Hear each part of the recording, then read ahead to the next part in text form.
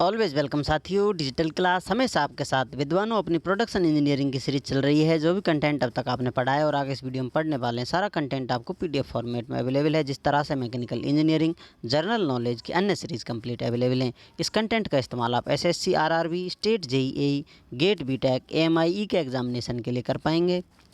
इससे पिछली वीडियो में साथियों हमने याराना देखा था पियर लाइट का, बेनाइट का, किस प्रकार से एक दूसरे से ये कंपटीशन करते हैं और क्या कुछ खासियत हैं, कुछ विशेषताएं अलग ले जाकर एक दूसरे को अलग कर लेते हैं। तो हमने माइक्रो स्ट्रक्चर भी देखा था, जो कि इस प्रकार से माइक्रो स्ट्रक्चर देखते हैं, लेकिन इनकी क्रिस्टल स्ट्रक्चर संरचना नहीं होती, क्योंकि एक तरह से किसी अन्य क्रिस्टल स्ट्रक्चर से मिलकर बने हुए होते हैं, तो अलग अलग रूपरेखा दिखाई देती हैं। तो यहाँ पर फिंगर्स लाइक प्रोजेक्शंस देखने को मिलते हैं पियर लाइट में, और इधर आपको बेनाइट में आपको निडल्स देखने को मिलेंगी सीमेंटाइट की, घूमती हुई फिरती हुई। एक तरह से अलग इनका माइक्रो स्ट्रक्चर देखने को मिलता है। केमिकल कंपोजिशन सेम होता है दोनों का।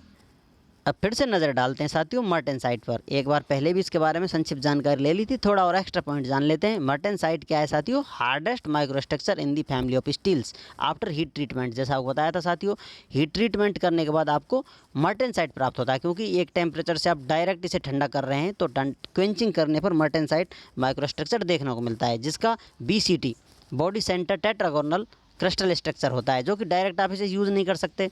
ये एक तरह से कहा जाए, ये भी आप यूज़ कर पाएंगे। कुछ अलग केमिकल कंपोजिशन होती है या कुछ विशेष कंडीशन के हिसाब से ये आप क्रिस्टल स्ट्रक्चर यूज़ कर सकते हैं, लेकिन यहाँ पर माइक्रो स्ट्रक्चर जो मार्टेनसाइट की बात कीजिए, वो डायरेक्ट आप इसे इस्तेमाल नहीं कर सकते। Without heat treatment hardest micro structure cementite का होता है।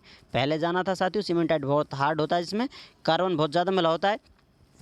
It is not the final microstructure as it can't be practical use in industry. यहाँ पर आपको बताया जा रहा साथियों, ये फाइनल माइक्रोस्ट्रक्चर नहीं है, इसलिए इसका इस्तेमाल आप इंडस्ट्री में नहीं कर सकते। एक तरह से कहा जाए, बीज की संरचना से नीचे टेम्परेचर अप डाउन करेंगे तो आपको पियर लाइट की तरफ चले जाएंगे। सीमेंटाइट, पियर लाइट, ये सब मिलता है। अलग अलग माइक्रोस्ट्रक्चर देखने को मिलती है। मार्टेनसाइट ऊपर वाली रेंज में 100 से 220 डिग्री के रेंज में आपको देखने को मिल रहा है, लेकिन स्पेशल कंडीशन के हिसाब से ये स्ट्रक्चर भी, ये क्रिस्टल अरेंजमेंट भी आप इस्तेमाल कर सकते हैं साथियों एडवांस लेवल में। अब बारीकी से जानेंगे तो आपको पता चलेगा। अभी आप इतना समझ लीजिए कि इसको डायरेक्ट इस्तेमाल नहीं करते हैं। कुछ स्पेशल कंडीशंस में आप गूगल सर्च करेंगे तो शायद कहीं ना कहीं आपको मिल जाएगी, इसका भी इस्तेमाल किया जा सकता है।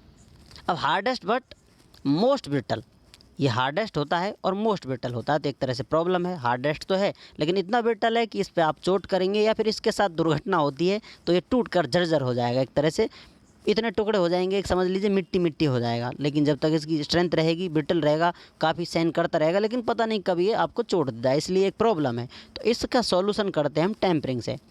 जैसा हमने आपको बताया था साथियों, टेम्परिंग एक हीट ट्रीटमेंट है जो बाद में किया जाता है। सेकेंडरी हीट ट्रीटमेंट कह सकते हैं इसको, आप कह सकते हैं सेकेंडरी हीट ट्रीटमेंट है जो हार्डनिंग के बाद किया जाता है। टेम्परिंग होती है। टेम्परिंग क्या है कि इनकी एनर्जी एक दूसरे से इस प्रकार से आउट हो जाती है कि ये इतने ब्रिटल बन जाते हैं, तो इनको फिर से गर्म किया जाता है, एनर्जी दी जाती है, तो फ्री इसके एटम्स या इसके जो ग्रेन्स हैं फ्री फील करते हैं, थोड़ा रिलैक्स में आ जाते हैं, इनके अंदर स्ट्रेस कम हो जाता है।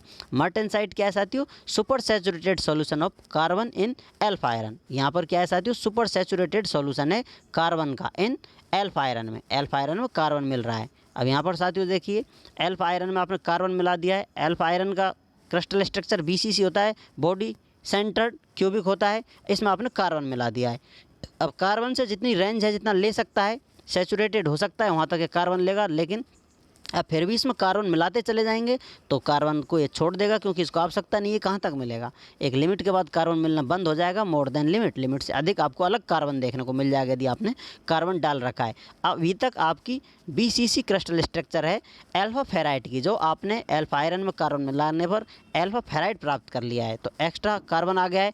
अब साथियों एक तरह से कहा जाए, ये जो स्वरूप देखने को मिल रहा है, आपको दोनों स्वरूप देखने को मिल रहे हैं, तो ये एक तरह से ऐड हो गया है इसमें एक्स्ट्रा कार्बन, जो इसकी क्रिस्टल स्ट्रक्चर में अरेंजमेंट कर देता है। वो भी आपको डायग्राम में कहीं ना कहीं शो मिल जाएगा, तो पीछे आपने देख लिया होगा। आगे सीरीज में आप देखेंगे तो आपको माइक्रोस्ट्रक्चर के बारे में पता चलेगा। तो ये बॉडी सेंटर टेट्रागोनल माइक्रोस्ट्रक्चर बन जाता है मार्टेनसाइट का, जिसे हम BCT के नाम से हम जानते हैं। इस प्रकार से मार्टेनसाइट फॉर्म हो जाता है। अब आप कह सकते हैं मार्टेनसाइट आपकी ज़िंदगी में आ गया है, तो ज़िंदगी में आकर क्या कर रहा है, वह आपके उपयोग के ऊपर है, आप किस प्रकार से इसका इस्तेमाल कर पाते हैं। Alpha ferrite interstitial solid solution of carbon in alpha iron है, जैसा कि आयरन के एटम्स हैं या मॉलिक्यूल्स हैं, ग्रेन हैं, जुड़े हुए हैं अरेंजमेंट में, तो इनमें जगह रह जाती है इस प्रकार से। ये इंटरस्टेशियल गैप होता है, इसी को कहते हैं। तो ये सॉल्यूशन है, एक तरह सॉलिड सॉल्यूशन, जिसमें आप कार्बन एटम मिलाएंगे और अल्फा आयरन भी इसमें मिला हुआ है, और ये गैप है, इंटरस्टिशियल है। गैप के साथ या तो इसमें आप कार्बन फिल कर देंगे या फिर गैप रह जाता है, तो इंटरस्टिशियल गैप है, इसमें कार्बन डले हुए हैं, तो आप कह सकते हैं solid solution carbon in alpha iron, किसका? इंटरस्टिशियल सॉलिड सॉल्यूशन है। तो अब आप समझ गए होंगे, ये होता है अल्फा फेराइट। इस प्रकार का माइक्रोस्ट्रक्चर अरेंजमेंट देखने को मिलता है, इनकी जगह रह जाती है एटम्स के मध्य में, वहाँ पर कार्बन अपना स्थान बना लेता है, जगह बना लेता है। समझ लीजिए किसी के परिवार में किसी नए सदस्य की एंट्री हुई है, या फिर जो जगह थी उसको फिल कर दिया गया है, कोई भी हो सकता है। टोटल 7 क्रिस्टल स्ट्रक्चर ये सब जानेंगे आगे आने वाली वीडियो में। साथियों, कितने क्रिस्टल स्ट्रक्चर होते हैं, क्या क्या रोल होता है। उम्मीद करते हैं विद्वानों वीडियो में दी गई अब तक की जानकारी आपको अच्छे से समझ में आई होगी। अभी भी आपका कोई कन्फ्यूजन है तो आप हमसे कमेंट कर पूछ सकते हैं। साथियों, आप चाहें तो कांटेक्ट कर सकते हैं, कांटेक्ट लिंक आपको वीडियो डिस्क्रिप्शन में मिल जाएगा।